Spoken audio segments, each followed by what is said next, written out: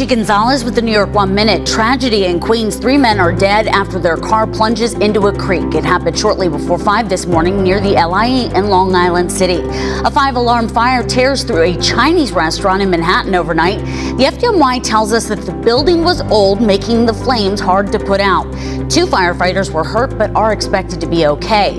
Meanwhile, in the Bronx, an investigation is underway at an assisted living facility. An 87-year-old resident is charged with allegedly murdering an 83-year-old man who also lived there. Sources say both suffer from dementia. We're going to have a hot weekend ahead. Temperatures are going to be in the upper 80s and near 90s. Strong storms are possible tomorrow afternoon, and your forecast is just ahead. And Nets fans are gearing up for a big night at Barclays. The team kicks off its opening round playoff series tonight against the Celtics.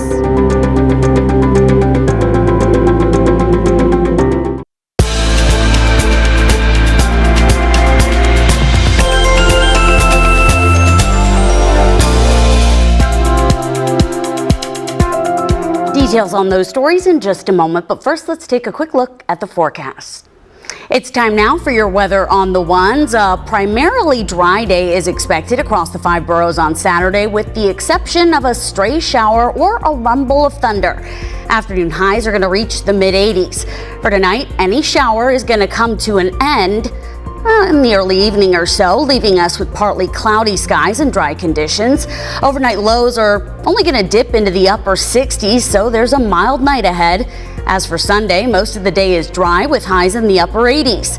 An afternoon and evening thunderstorm is certainly possible, so keep an eye out to the sky if you're planning on heading outdoors. Looking to the week ahead, more seasonable temperatures return for Monday and Tuesday, but it's not going to last long as more warmer weather arrives for the middle of next week. Your next weather check comes in 10 minutes. 2 firefighters are injured in a 5-alarm blaze that tore through a Manhattan building overnight. Fortunately, both are expected to be okay. Now, the FDNY says that the fire broke out just after midnight at a 2-story building on Bleecker Street near Sullivan Street in Greenwich Village. A Chinese restaurant called Uncle Ted's that occupies the bottom floor of the building was destroyed.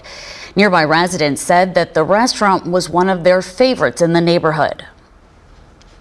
I just saw it getting worse and worse and worse. I mean, there was all kinds of smoke coming up from the backside, all kinds of smoke. And then I thought what I heard might have been some kind of a small explosion. It was so welcoming. The family, I think it's my family tag. My daughter went to school with the original owners, and they were so lovely. They would always bring their food to the school. It was such a lovely place. I had a couple of milestones there. The fire quickly spread throughout the building, bringing 200 firefighters to the scene. Officials say that the old building's construction, which involved tin ceilings, actually made it difficult to extinguish. A tragic scene in Queens. 3 men are dead after the car that they were in lost control over a hill and then landed in the water.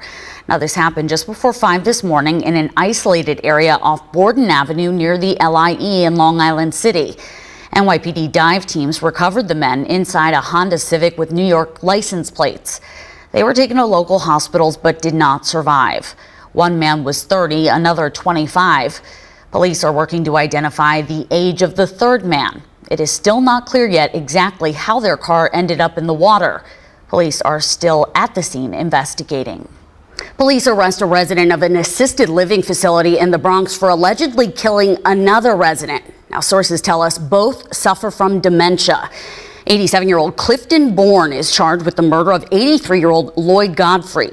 Just after 7 o'clock last night, investigators found Godfrey lying on the floor unconscious with trauma to his head inside the Bay Park Center Nursing and Rehab Center on Co-op City Boulevard in Eastchester. He was pronounced dead at the scene. We're told the 2 men who live on the same floor had gotten into a dispute. The investigation is ongoing. Meanwhile, police continue their search for this person who they believe is responsible for throwing professional-grade fireworks during an incident on Thursday on 47th Street near 6th Avenue. One woman was injured by the fireworks. The NYPD Hate Crimes Task Force is investigating. A man and woman are shot while eating dinner inside of a Brooklyn restaurant. Officials say that the shooting started outside just after 9 o'clock last night at the Muse Thai restaurant on Washington Avenue in Prospect Heights. One bullet grazed a 34-year-old woman in the face. She is an assistant U.S. attorney with the Southern District of New York. A 31-year-old man was also shot in the foot. Both were taken to local hospitals and are expected to be okay. Local residents were surprised to hear that it had happened in their neighborhood. And this is a really nice neighborhood, so I'm very shocked to hear that. Yeah, that's really awful. I live here. I've been here for almost 4 years. We're having a lovely evening walking down the street, and we actually saw the bullet in the door, and I was like, what is going on? Shortly after the shooting, police arrested a 17-year-old and recovered a gun. He is charged with criminal possession of a weapon, but police say it is not clear yet if he was the actual shooter. The two corrections officers who were supposed to be guarding Jeffrey Epstein's cell the night he died have cut a deal with prosecutors to avoid any jail time. Tova Noel and Michael Thomas admitted yesterday to falsifying records at the Metropolitan Correctional Center in Lower Manhattan. Prosecutors say that the pair browsed the internet and slept at their desks just 15 feet from Epstein's cell instead of making their scheduled rounds every half hour. They were charged with lying on prison records to make it seem as if they had made those checks. As part of the deal, Noel and Thomas are going to be subject to supervised release and must complete 100 hours of community service. The deal still needs to be approved by a judge, and that could happen as soon as next week. Epstein was convicted of sex trafficking, but died by suicide in his cell in August of 2019. Both officers were working overtime because of staffing shortages. An update to a story that we brought you last week. Police arrest a Brooklyn man accused of vandalizing a local church. He's now facing a hate crime charge. Investigators say that 29-year-old Ali Alahiri destroyed a statue of Jesus, the cross, and the display outside of St. Athanasius Roman Catholic Church near 61st Street and Bay Parkway in Bensonhurst. He also grabbed an American flag hanging at the rectory in front of the church and burned it, which damaged a nearby fence. A GoFundMe page is collecting donations to help the church repair the damage. Starting today, Catholic churches across Brooklyn and Queens are now able to celebrate Mass at full capacity. Brooklyn Diocese Bishop DiMarzio says that the decision comes after the state adopted the CDC's new recommendations this week. If you are not vaccinated, you're still going to need to socially distance and wear masks. The church is encouraging vaccinated New Yorkers to continue wearing their masks as well. Starting today, choirs with vaccinated members can operate as normal or socially distance if some members are not vaccinated. The use of collection baskets can also resume. The owner of a beloved Italian-American gift shop that's been in business for more than 100 years is desperately looking for a way to stay afloat.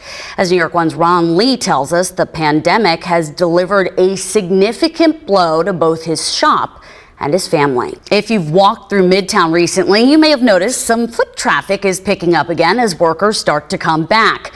But building occupancy is still less than it was before the pandemic. Our Michael Herzenberg takes a look at the progress and the latest numbers.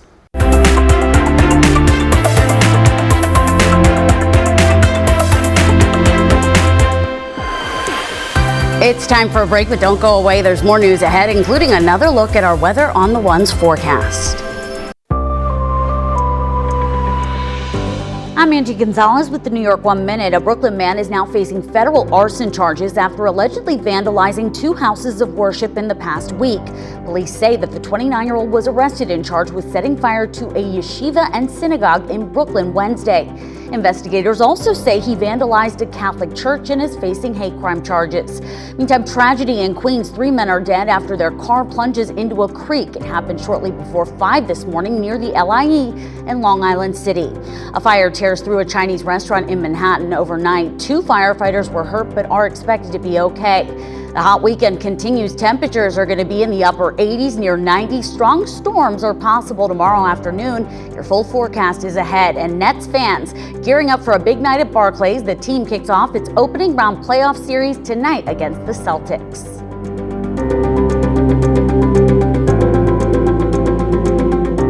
We'll have those stories and more in just a moment, but first, a look at the forecast.